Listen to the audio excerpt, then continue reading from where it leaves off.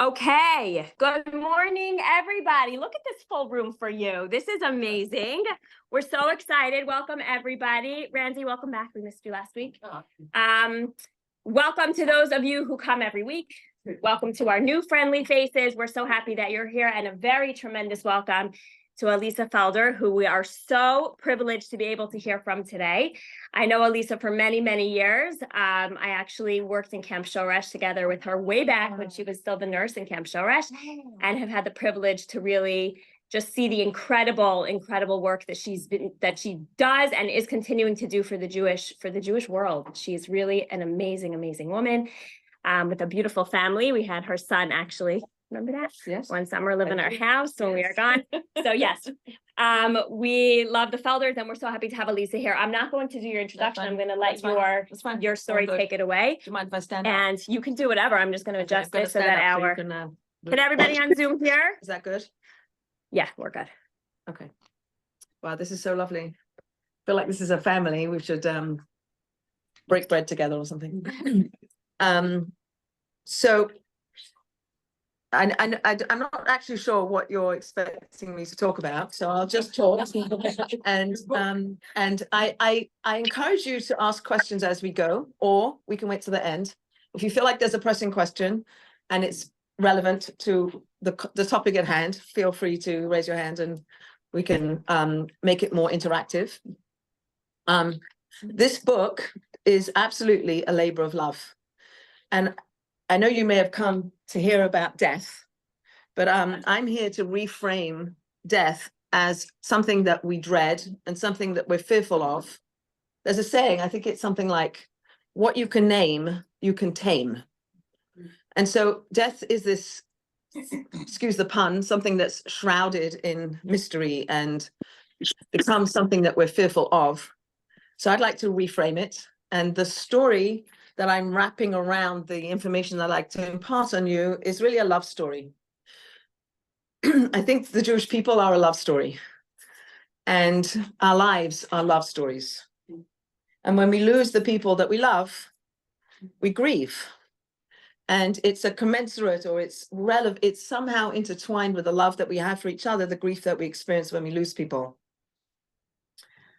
40 years ago, I was living in London, England, so I'm not a South African or Australian. And it seems like 40 sounds like such a big number. And it actually is a really big number. In Judaism, 40 is a really big number. Actually, now I'm thinking about it, 40 is a big number. But 40 years ago, it doesn't seem that long ago, I met my American husband who was living in England. And that was a love story. We had a love story. We dated and we were married in London, and we moved to Washington, D.C., which was so exciting and so filled with potential and hope. And how great is our life going to be with this young couple in love? And we're moving to Washington, and it's just great. So by the way, my husband's not only American, which was my ticket out of England, which is weather like this all the time. Actually, when I woke up yesterday morning, I think it was a little bit rainy, right? It was sort of the same like this and rainy. I thought, well, this is English weather, but I didn't have to pay for a plane ticket to go to England to experience it. Just walk out the front door and here's England. Anyway, so I met so he was American. He was a doctor, and he was in the US Air Force, and he was Jewish. Wow. He was like all the things. Wow. So we got married, and it was a lovely wedding. And then we moved to Washington, D.C., as I mentioned, and we lived downtown. We lived in Georgetown, and we started attending a little Orthodox synagogue downtown, which is called Kesher Israel. And that was our home from 1985 to 1990. We were there then too. Okay, Elissa Felder.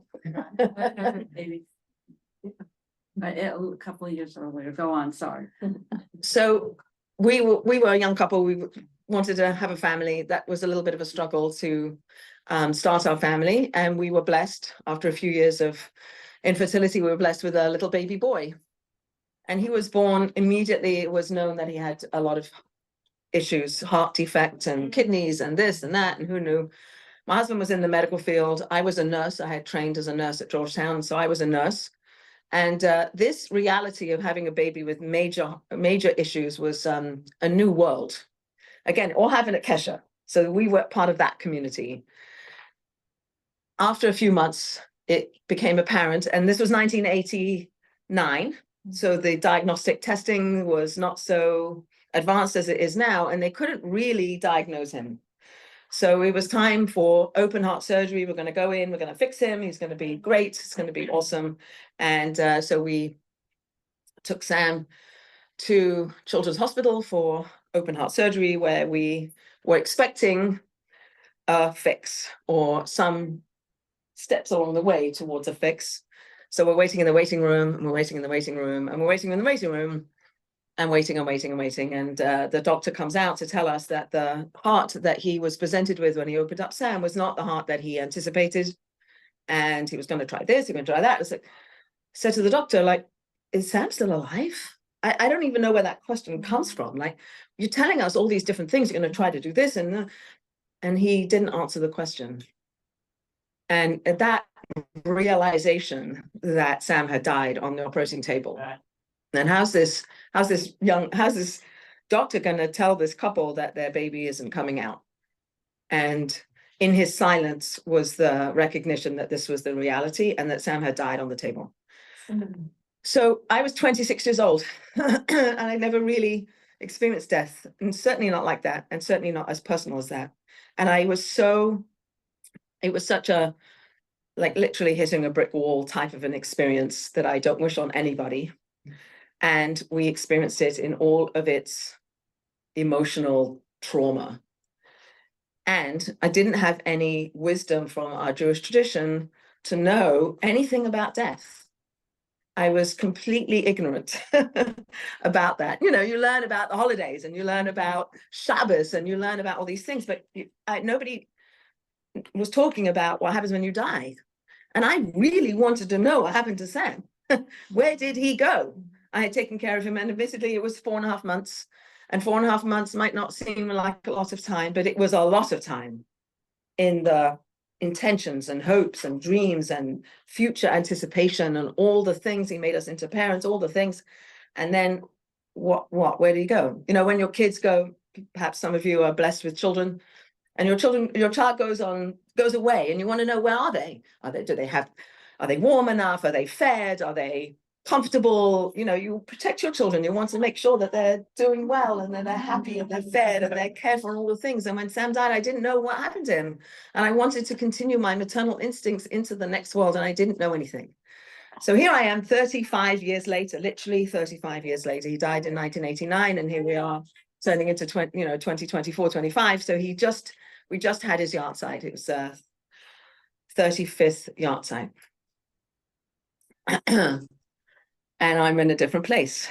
I was telling Devorah earlier that yesterday on Shabbos, the Torah reading was talking about Jacob and his dream with the Jacob's ladder. Perhaps you're familiar with the story, but Jacob falls asleep and he has a dream, and in the dream there's a ladder, and up the ladder go angels. The divine presence is at the top of the ladder, and then angels come back down the ladder. So there's lots of commentaries on what that represents or what that was, one of which is a Kabbalistic teaching, a mystical teaching from the Zohar, that says that these angels going up are Jacob's prayers, and they reach the divine presence and then comes down as blessing. But the blessing isn't always the way we want to see blessing. And at Kesher Israel, I stood in my little spot where I was my place to stand and daven and pray. And I prayed with all my heart and all my soul that Sam would be healthy and that he would live and that he would grow up and all the things. And that's not what happened. However, I also prayed, please God, give me the strength to get through this. Help me get to the other side, so to speak, of this black hole that I felt like I was in.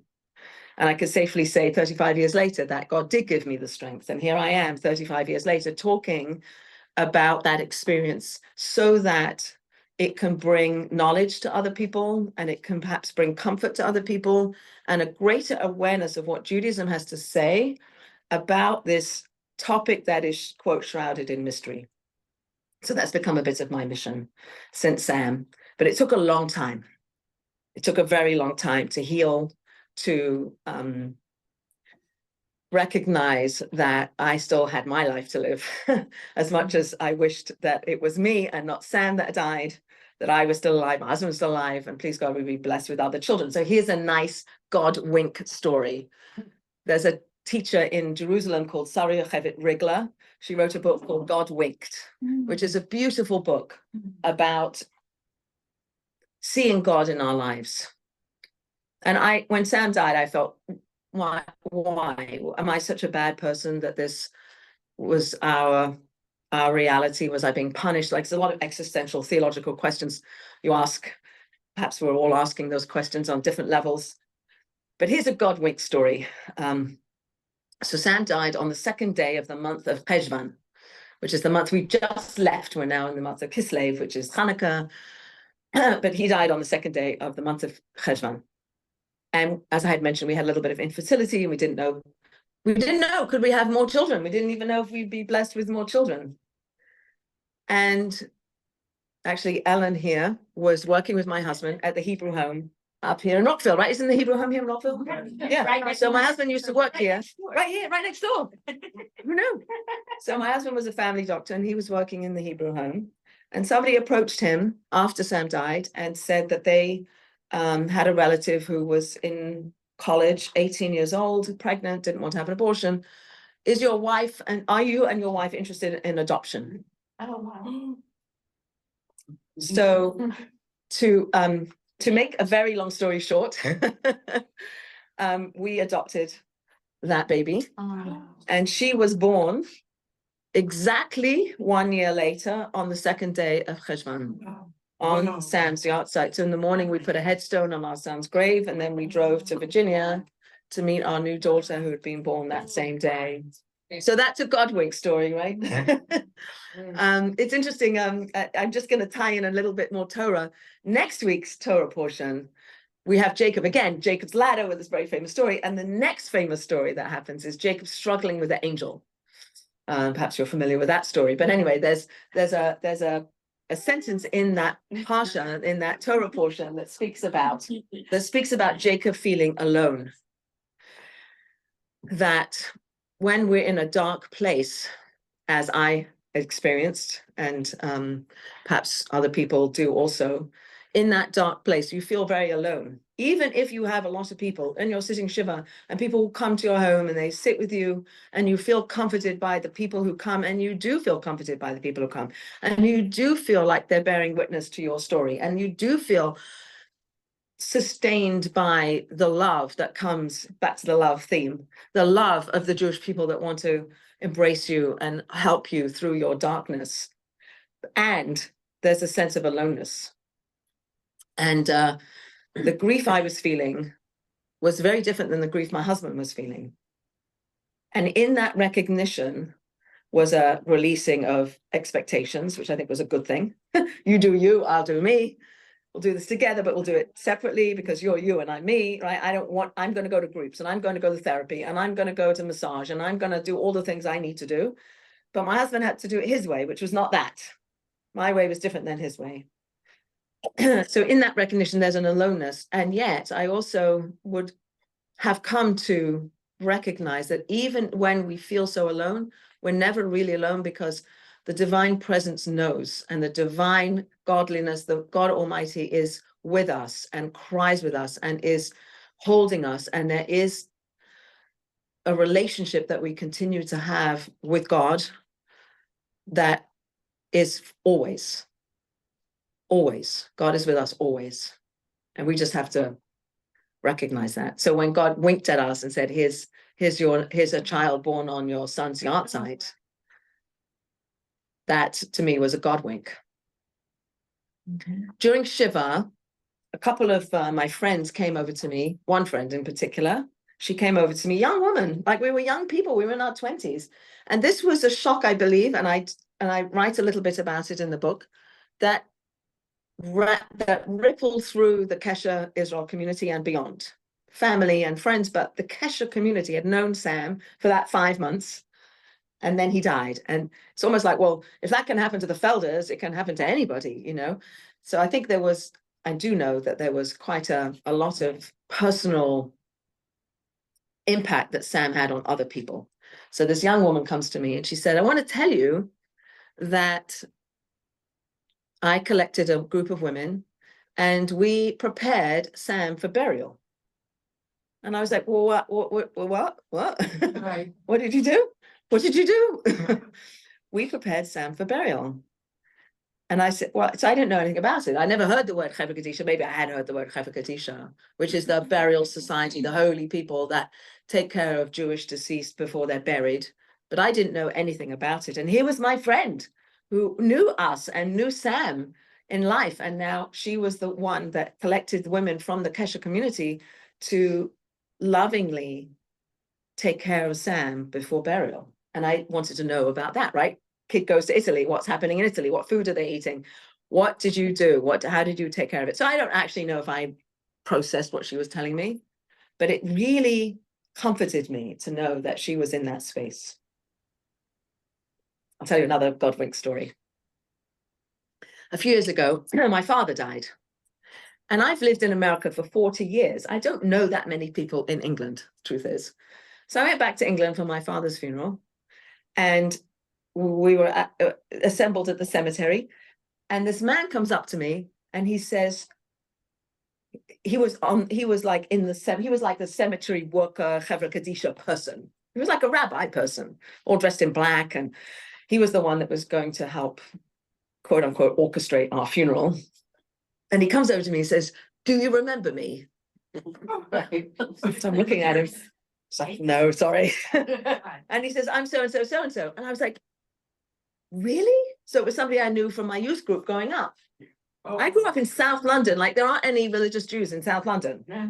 So this man, he said, I remember your father. I used to come to your home in South London, and we would have our youth group meetings, and your father was so lovely, and he would always welcome me, and he'd give me food, and he'd be interested in me, and he would talk to me, and he was so nice. And when I saw your father died, I asked, could I please be one of the people to take care of this man? Because I knew him in life. I thought, that's another God wink. What's the chances that somebody that knew my dad, that knew me, would be the one to take care of Daddy? I thought that's another God wink. So all these different things you see along the way, and you think, oh, you know, God's here and I didn't know it, you know, but I do know it, and I want to see it. Anyway, so Chevra Kadisha. So over the years, after many, many years, I felt this was something I wanted to do. My friends have taken care of Sam, and maybe I can do this. I want to know more about it. I want to understand it more. And so I joined my local Chevra Kadisha, which is I live in Providence, Rhode Island. Oh. And it's a very small Chevra group of women. So women prepare women and men prepare men. So that's modest and that. And I've learned so much about what we do in this space between death and burial that is so beautiful, and it's so hidden, and yet it can bring so much comfort, and it can bring knowledge into the world that perhaps in America we need to know, because then we can choose Jewish burial and really have a sense of how loving it is. So get back to the love theme. The love that the Jewish people have for each other necessitates that the way we take care of our dead is done with the supreme intention of infusing love into this space. And there's a beautiful, beautiful woman. Maybe some of you have encountered her on videos or whatever. Her name is Noah Lewis. And she is the head of the women's. Sorry, she spoke to us in Israel the night that we got there. Sorry. She's the head of the women's IDF Chevra Kadisha. So the IDF have Chevra Kadisha who are in the army. They're like actual enlisted people, and they have a Chevra Kadisha that's for the women and a Chevra Kadisha for the men. So Noah Lewis is head of the women's division.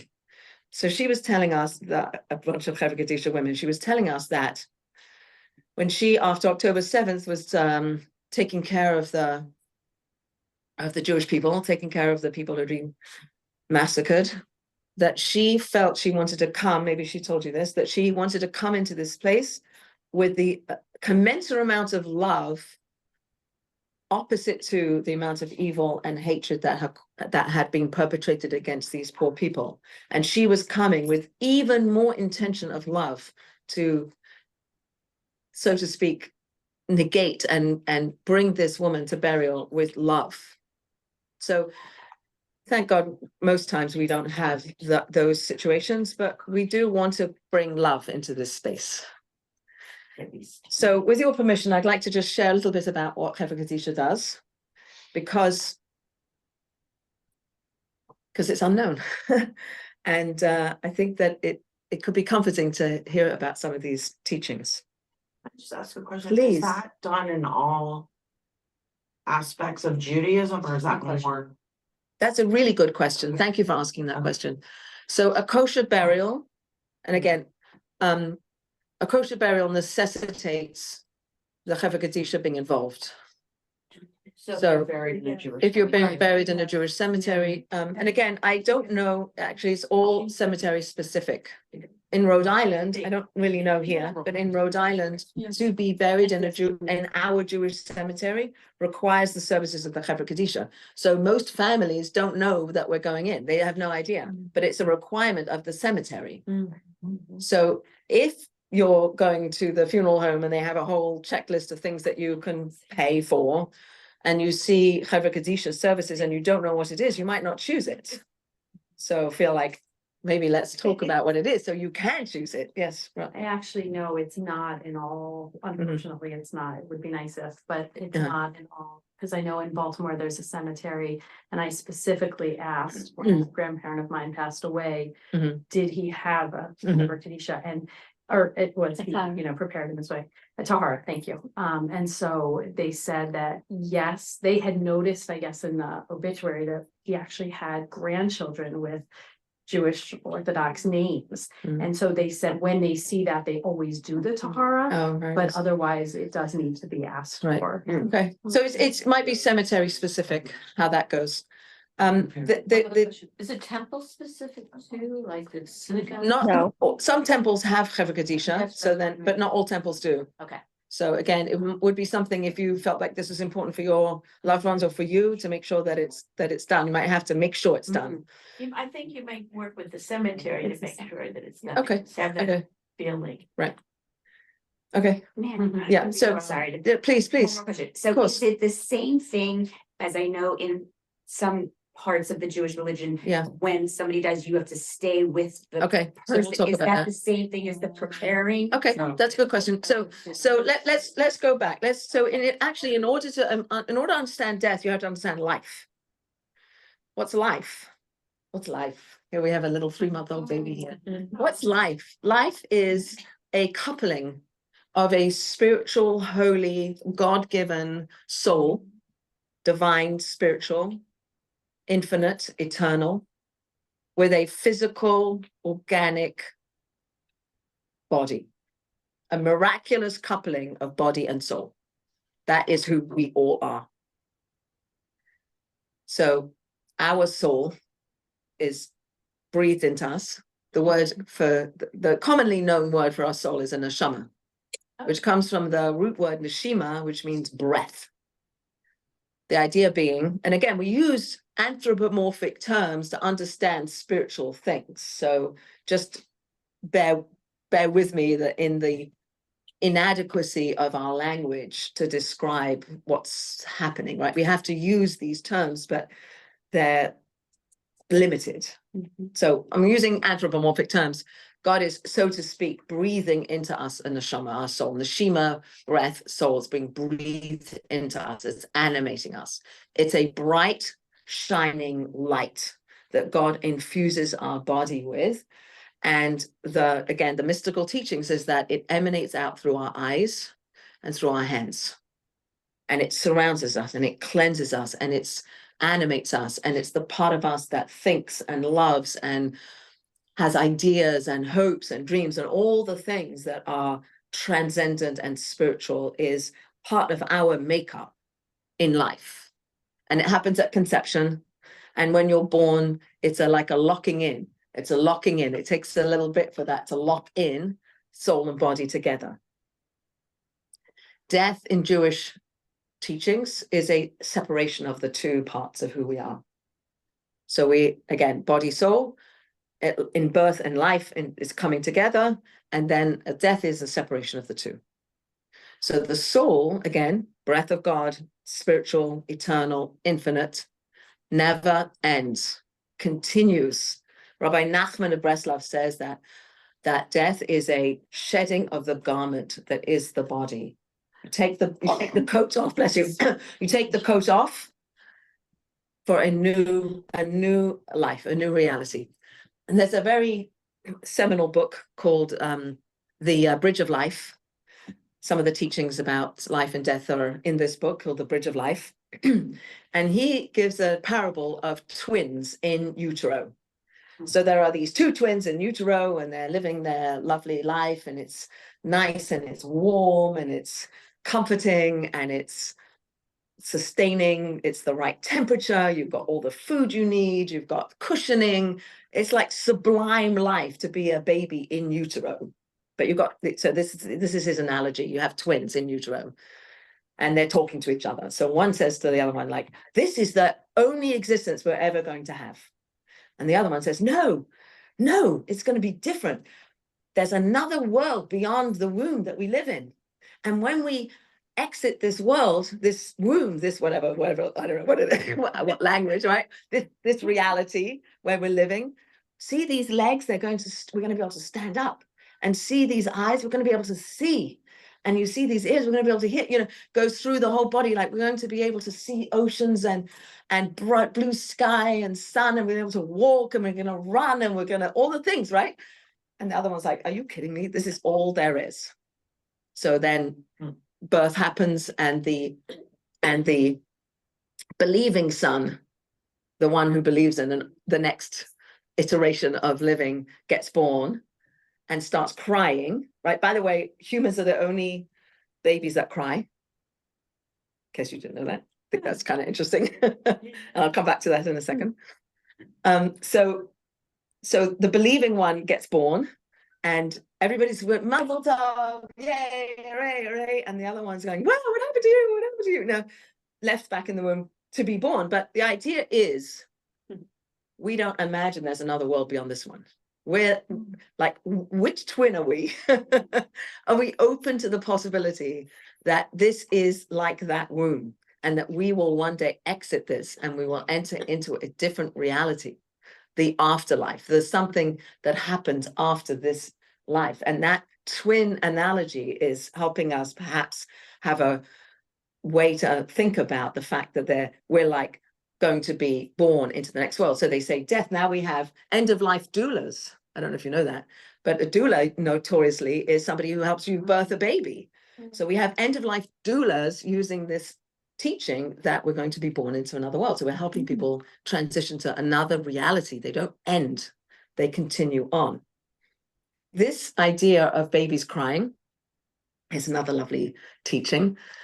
So at birth, as I mentioned before, the soul comes in and starts to lock in with the body, with the baby, with the in utero conception, and this soul is beginning its journey in a physical manifestation of itself, and then it's born. And the soul, on some level, is crying because it was very happy in the world of souls. It didn't really want to be born, right? Against your will, you're born. This soul was very happy in the spiritual realms, and it's a little bit not so happy coming into this world. But we're all so happy. Yay, baby, yay. So exciting, new life. And then at the other end, the soul is said to be rejoicing because it's going into a spiritual realm, and the people are crying. So it's kind of an interesting kind of, what's the word, juxtaposition or paradox, that the soul is against its will put into the world, and then leaves the world, and then this sort of like who's crying and who's rejoicing at these different transitions. So one of the reasons, so as I mentioned, death is this uncoupling of body and soul until burial. So burial is known to be the time, and by the way, all the things I'm telling you are rooted in traditional Jewish belief.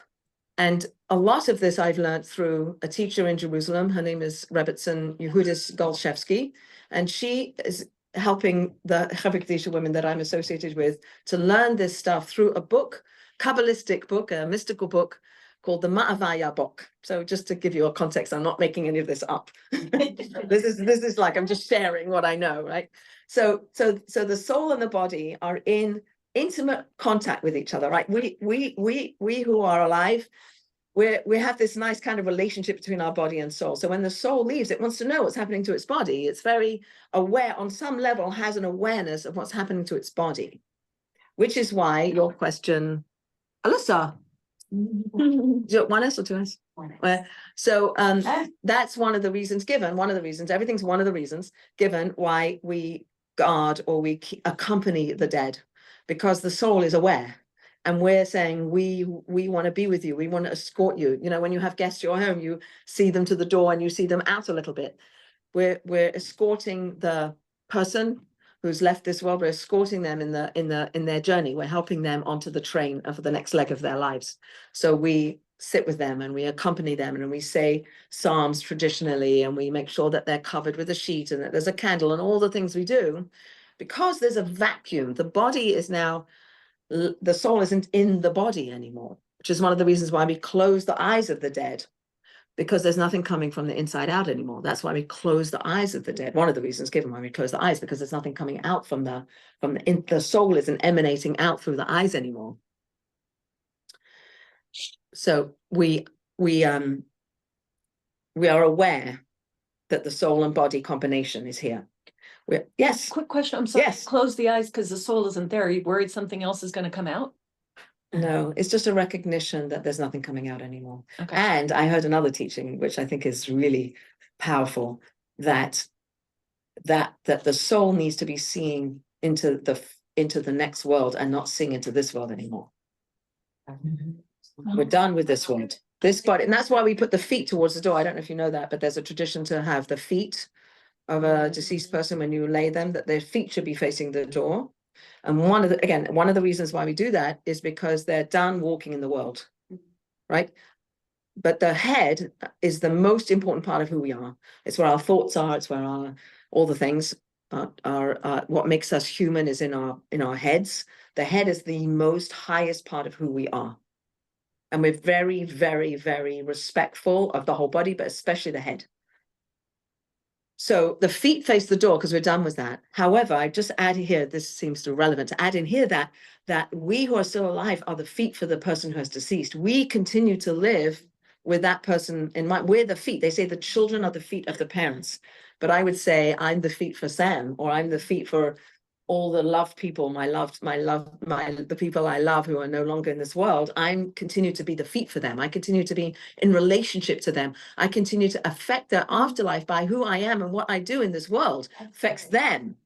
That's why we have Kaddish. That's why we have Yiska. That's why we have Tzedakah in the memory of, and all the kindnesses and all the things that we learned how to do in this life, and we do it in this life, affects their afterlife. That's extremely comforting, what you just said. Thank About you. we represent those who are no longer living. Yeah. Very comforting. And I'll tell you another reason why we bury is so we have a grave. So we have a place to go. We have a place to be inspired by that person who we want to stay in relationship with, we are in relationship with, and we go there and we can be inspired by the person. Actually, I really love going to funerals because you hear about these people, like who they were and what they did, and it's inspiring because I want to be like that, like help me be like that. So, and graves also, there's an idea that lower aspects of the soul stay near the grave. So we do have a tradition within Judaism to go to graves, different times, often around the high holidays or on a yard site, or to go to the graves of holy people, you know, the forefathers and foremothers in Hebron, or the Lubavitcher Rebbe in Queens, New York. You know, we have this tradition to go there, and we're not praying to the person, just to make this clear. We're going in the merit of this holy person, may God answer my prayers, or this holy person, please take my prayers up to God.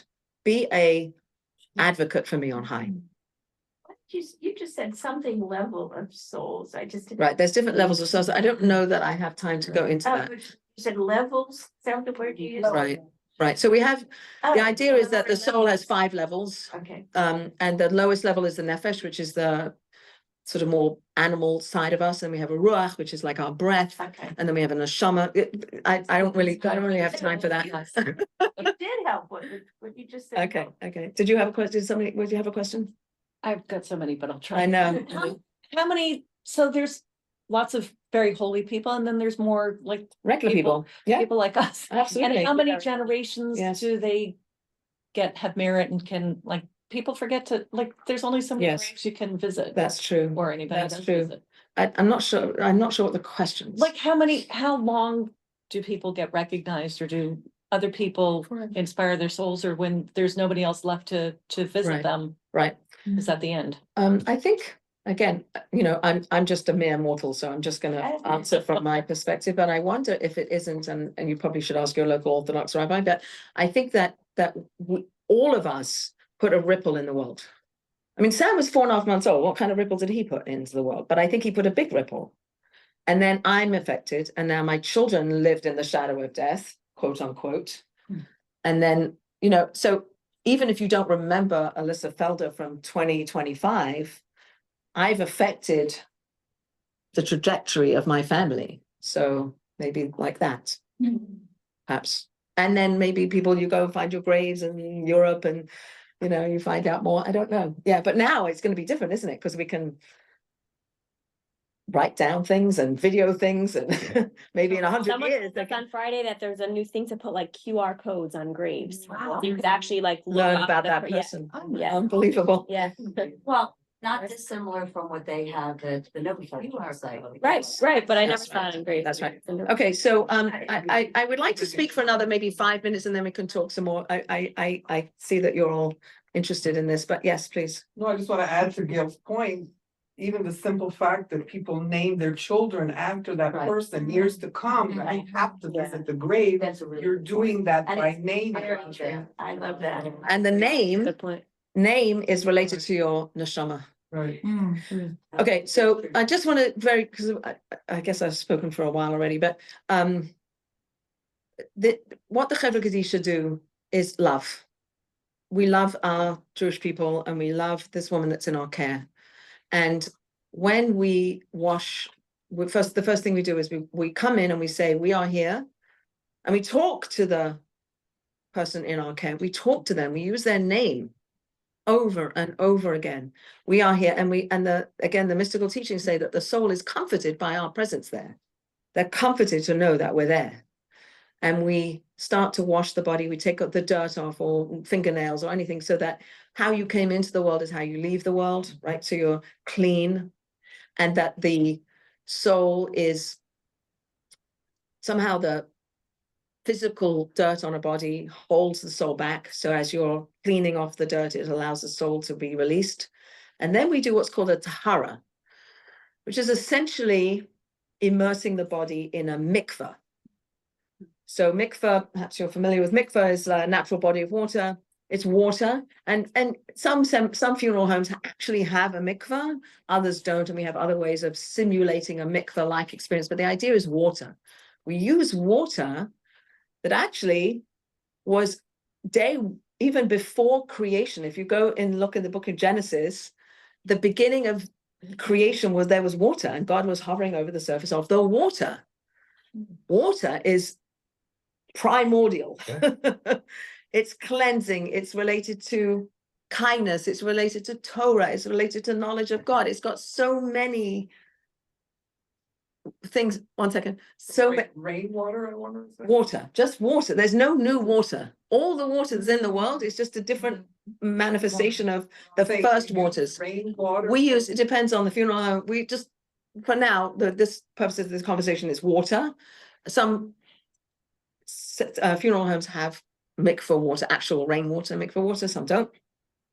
Use water, and then we declare the lady in our care. We declare her pure, pure, pure, pure. You are pure, because God promises through the prophets that a little bit of water will bring a complete cleansing, a complete washing.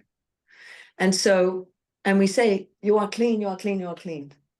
And then we dress our beloved sister in clothing, white linen clothing, that is modeled off the clothing that the high priest would wear on Yom Kippur in the temple in Jerusalem when he went into the Holy of Holies. So the high priest on Yom Kippur wears white clothing and he goes into the Holy of Holies to have an intimate encounter with God. Our lovely lady on the table is having an intimate encounter with God on the other side. We want her to be in the appropriate clothing for the occasion. She should be in the same garments to have this, like when you go see the Queen. I don't know what people wear when they see the Queen, but they don't wear, they wear like the appropriate clothing, right?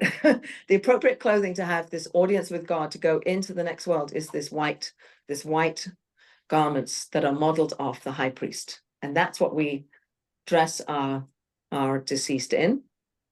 And then we wrap them in a sheet and we put them into a coffin, in English coffin, Hebrew aron. It's an ark. The ark that you have in your synagogues, in your temples, right, is an ark. What do you put in the ark? You put the Sefer Torah in the ark, because the Sefer Torah is holy. Our bodies are holy. Our bodies have been infused with holiness because of the neshama that has been in its domain for all of its life, however long it is, 4 months, 100 years, whatever it is. There's holiness in this body and we treat it holy. You're holy. And we put it in an ark. We call it a coffin or a casket. It's an ark. And we have various phrases that we say and things that we say to escort this sister of ours on her journey.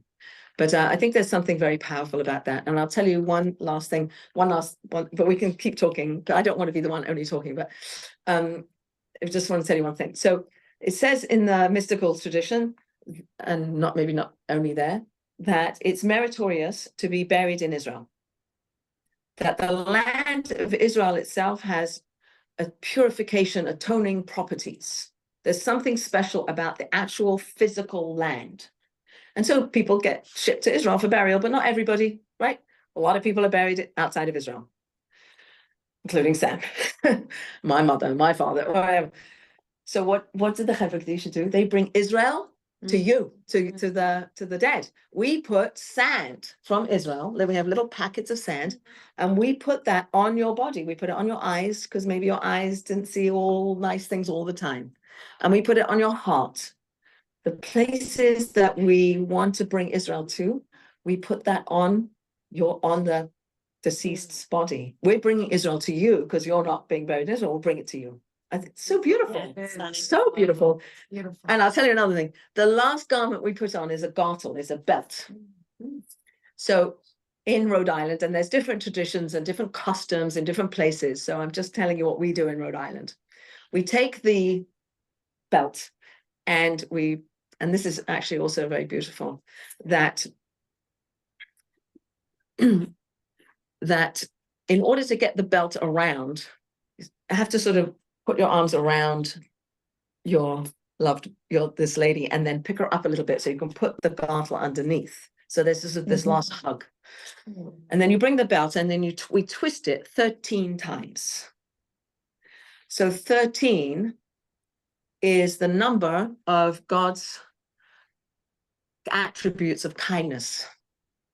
And our intention and our prayer is that she should go to this and be in the realm of the highest places in the heavens of the 13 characteristics of God's mercy. That's our prayer. So we pray for her and we pray for her and we pray to her, almost like we ask forgiveness. We ask forgiveness. Sorry if I didn't do this right. Sorry if I didn't do it properly.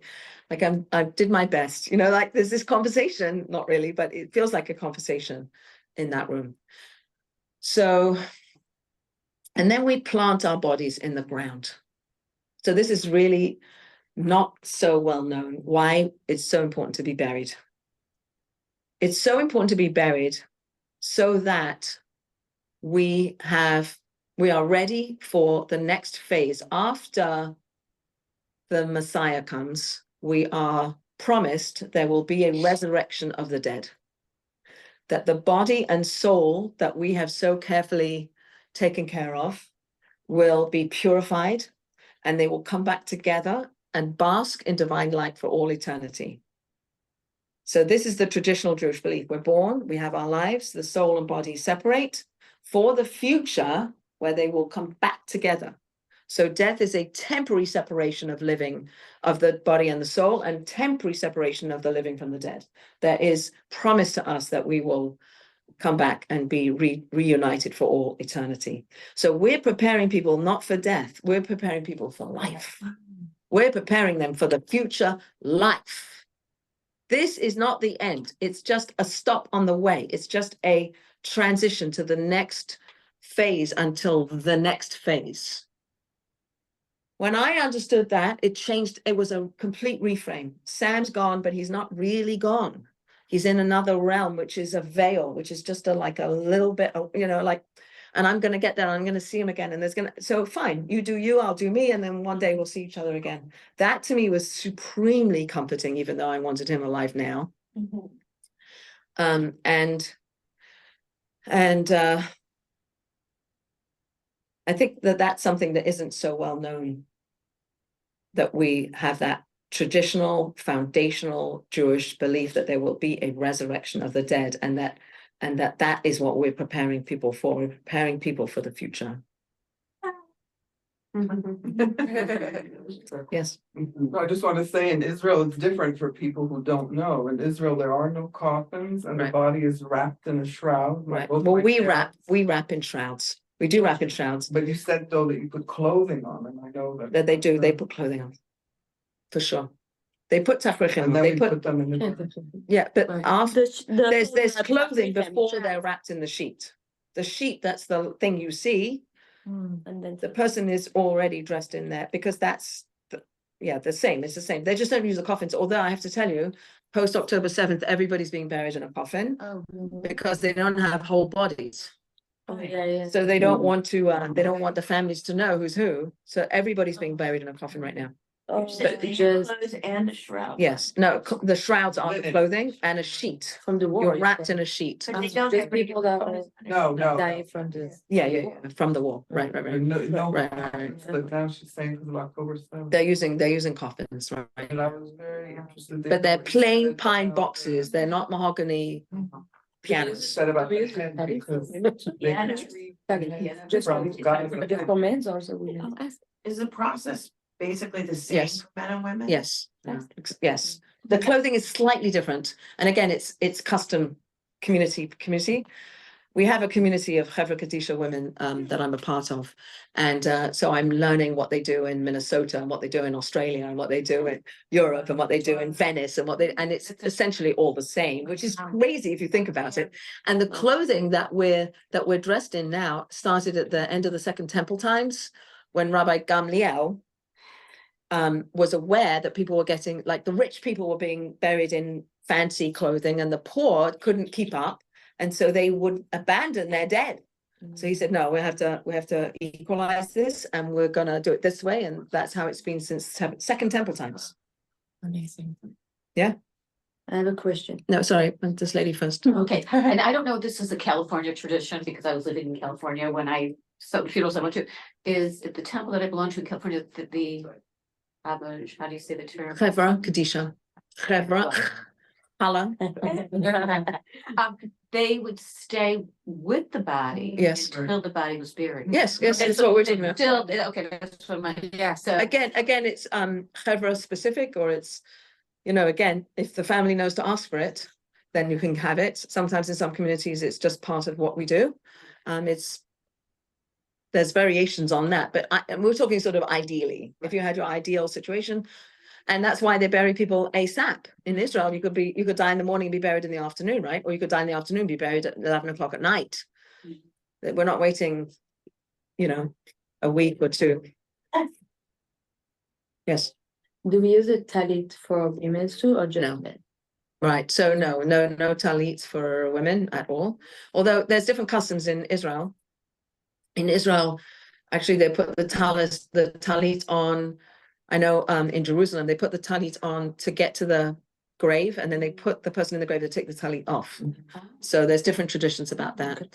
But what's interesting is that the word for grave, kever, going back to this idea of being born and being transitioned, kever also has another, the Hebrew for grave is also the womb, the rechen. Like it's there's a what's the word? Association with the grave being also the womb to be birthed into the next world. Do you have a question? No. Okay. Does anybody have any more questions? There's 100 questions. Yes, please. But we would never Okay, finish if it's okay. not long, you know? You all right? You think Keep we're going. done? Yeah, it's all totally up to you. I would love to be able to open up for questions if you have time. For sure, we should do Okay. questions. I mean, I've been talking for like an hour. We could listen to all that. I know. Somebody said I could listen to, I could hear you, I could listen to you talking out of a phone book. I don't read phone books anymore. Oh, But, that's Jackson. Yes. I have a comment, like, first of all, I thank you so much. This Thank was Yeah. beyond. I learned so much. I feel so amazing about like all of our traditions. Sorry, I'm very emotional. It's okay. You know what? They say that the tears are your soul sweating. Just it brought me so much comfort. It's like going forward in life. It's hard. It's really hard. So thank you. That's it. Yeah. So after our daughter was born on our son's yard side, so I was pregnant, thank God, and had a healthy baby 7 months later. Oh. And then 14 months later, I had another baby, healthy baby. And then 3 years later, another baby. So my middle daughter, her name is Sonia. So Sonia is married, and she got pregnant with twins. And these twins were against our capabilities of stopping. They were born at 26 weeks gestation. So they were very small, little boy, little girl, Leora and Jonathan. And they went into the NICU, and they were in the NICU doing better, not doing well. This one's doing well, this one's not doing well, blah, blah, blah, blah, blah. And then after 3.5 months, little Leora got an infection, intestinal infection, and she died. Oh, my God. So now I'm watching my daughter bury her baby. And I have a lot of wisdom I want to share with her, which she wasn't quite ready to receive, which is fine. And there's something so powerful about, on some level, recognizing that life is such a gift. And we're not in control so much about how long we live, or a lot of the things about that happened to us. Like we couldn't stop Sam from dying, and we couldn't stop Leora from dying, even though we did everything that we possibly could. And I also would like to posit, and this might be a lot, that death is also a gift.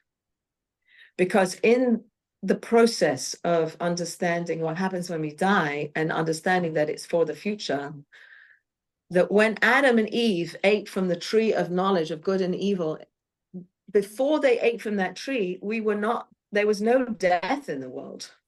That they're eating from this tree of knowledge of good and evil brought death into the world in order to help us get back to the Eden experience. So on some level, I know this is a lot. I really do know this is a lot. And I don't know why I'm sharing this with you, but it brought me comfort to think, well, death is what we all have to go to get to that place where we'll all be back in the Garden of Eden. So we have to go through this purification process in order for that to happen, to get to that place. And death is part of that process. Yes. Can you share what you did for Leora? I don't know if you're. So Leora died they were living in Atlanta at the time. And I, as you know now, are very involved in Chabad Isha. And so I asked my daughter, could I wash Leora? Could I take care of her? And she says, you do you, Mom, you know. She knows. But in the way that my friends wash Sam, I thought, well, maybe one day it'll be good for Sonia to know that I was there, whatever. Maybe it is, maybe it isn't. But I tell you, She was 3.5 months old. This, No, your daughter, how old? she's, then she, well, it was not, she was in her 20s also. Like. Yeah. So, so I washed Leora, and it was such a beautiful experience. It was probably the most heart-wrenching thing, one of the most heart-wrenching things I've ever done. A heart-wrenching thing to do. And it was also a beautiful thing to do. So there's somewhere, like I talked to Noah Lewis about being in the army base and taking care of the people post October 7th. How do you do that? You do that because we do that. That's what Jewish people do. Somehow you stop operating from your intellect and your seichel, and you operate from your heart and you operate from your soul. And this is what Jewish people do. This is what we do. Even if it's hard, we do it. We're not going to avoid it. Somehow we're in a culture where we don't talk about death, and we don't talk about what we're doing, and we don't sit shiva and all the things. Like, it's hard. Okay, life's hard. And I'm going to step up and I'm going to do it. I have a crazy, did the other twin live? Yeah, he's 9. Jonathan, he's such a sweet little Oh one. my goodness. He's the best. And then she had another set of twins. Wow. Like a year later, she had another set of twins. Healthy Buster baby boys. And then another one, she got 4 Wow, boys. that's a lot of twins. Wow. So Jonathan's almost 9. He's going to be 9 like next week. That's wonderful. And then she has 8-year-old twins. Wow. But it's like, people say, how do you do that? You go, what do you mean, how do I do that? He says, all I want is life. Right? We are a religion of life. As much as I'm going around talking about death, we're about life. We're about chayim. We're about love. We're about, I want to come back to the love. It's all love. Yes, So as a woman, please. obviously show more emotion, you have this love and Yeah. passion. Do the men approach it the same way? Sure, I mean, I would want nothing more than for a passionate woman to take care of my body and to, to prepare me. I can't imagine the men, I don't know if you ask them about it, approaching it the same way. I can't answer that question. I can ask my father. No, I was with that. Your husband is. Yeah, your husband does. He does. I don't know. That's sort of assuming men don't have emotions, or assuming men aren't going to be as passionate. I don't know. Maybe I would like to think that they maybe there's a Different. there's sort of a more of a quote female approach, and that like there's this woman, a beautiful book called Circle, Arrow, Spiral. I don't know if anybody's seen it. It might be a book worth reading at some point. It's called Circle, Arrow, Spiral, written by a woman called Miriam Cosmin. Arrow spiral. Circle, Arrow, Spiral. Circle is feminine energy. Arrow is male energy. Spiral is a synthesis of the two. So within all of us is both. We have both circle and arrow. There are women who are not emotional, and there are men who are very emotional. So I would hope. Spiral. It's the circle, arrow, spiral. so a spiral is the yeah. My husband does it. He never says that the leader of the group, he's crying. Oh, there's your answer. And I was gonna There's your say answer. the same thing. I The men that sign up to do it. That's what I was reading. The men that I and the know. ones that do it, it's. I can share something about my father. In our tradition, Moroccan tradition, it's like from father to sons to do it. I have to say that my brother brought the minhag is like, I'm not doing that. Okay, I'm just not doing it. And it's like you love to break minhagim, right? They say I can't do that. I just can't. Like, so it's interesting what you said, that you repair with your heart and not with your mental. Yeah. But my father, like I'm saying, I grew up in a different way. That is the contrary. Like at some point that we do because we do. But sometimes we have to do it with of course you have your heart, but you can't operate from feelings because you will be too emotional. Oh, I see. When something is too hard. Uh-huh. And I can say that my father is not an emotional person. At least what I see, but everyone is emotional for me. You just don't say it. But like one day he came back from a very, very difficult burying, I would say. Burial. Yeah.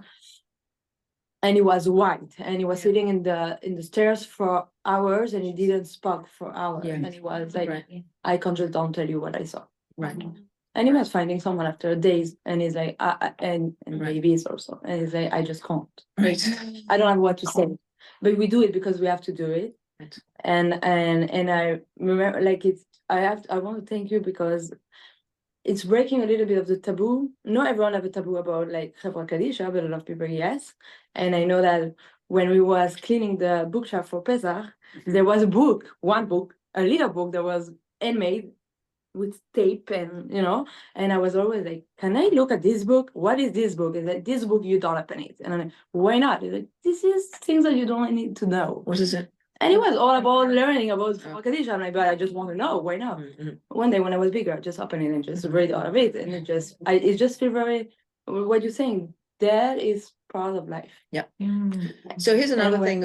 and when he went to Israel once and came back to France, now they immediately afterwards. But like when they was, I remember one time he stopped the car and he took a bag and it was like very, seems very secret what he was doing. And I'm like, what he's doing? And then like my mom, like, he just needs a little bit of sand. I'm like, for what? Yeah, For his plants in France. Right. And he's like, whatever. Why you don't tell me why? And he was taking a bag with sand to the suitcase because he's the head of the Chavot Kadisha in France.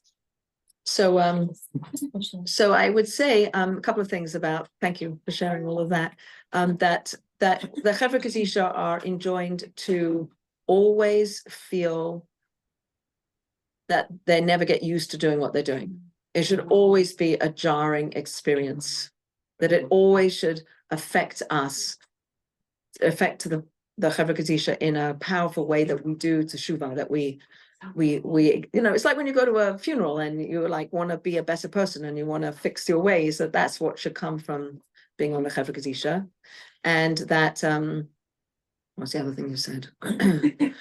This sort of confluence of what we do with our hands and our actions, and then what our thoughts are and what our speech is. And in that Chavra room, in that space, it's that we're in the world where everything has to be a flow, where you're like really in the flow. There's a flow, there's silence, and everything's quiet, and we're very focused. There's no extra noise, there's no extra talking. It's all focused on the job that we're doing, and feeling like when we come in, it teaches us, the Kabbalists teach us that we bring the divine presence with us when we come into that room. So we're bringing God with us into this room, and we're escorting the lady on her journey. I think that's good. I think we should stop here. I'm gonna stop the recording would here. like to purchase my book. It's $20. No pressure, but This I is did a like to talk great, about great it. book to have. What is the subject of the book? What's the book? It's